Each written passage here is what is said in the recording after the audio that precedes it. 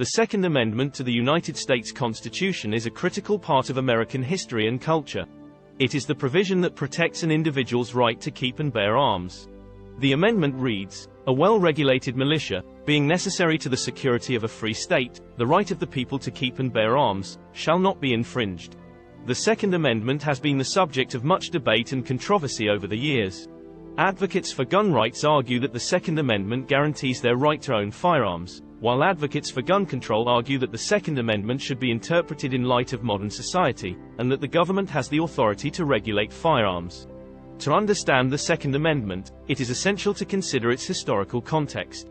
In the late 18th century, the United States was a new nation, and many of its citizens were wary of a strong central government.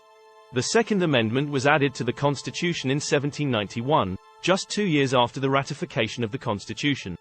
At that time, the United States did not have a standing army. Instead, the country relied on state militias to provide for its defense. The Second Amendment was intended to ensure that citizens could participate in these militias and that the militias would be well regulated.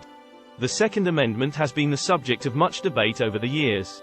Advocates for gun rights argue that the Second Amendment guarantees an individual's right to own firearms. They interpret the phrase, "the right of the people to keep and bear arms," as an individual right that cannot be infringed upon by the government. On the other hand, advocates for gun control argue that the Second Amendment should be interpreted in light of modern society.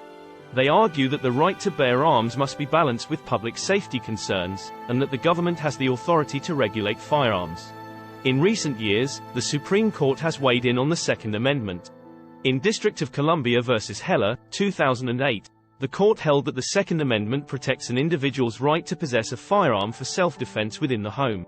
In McDonald v. Chicago, 2010, the court held that the Second Amendment applies to state and local governments as well as the federal government.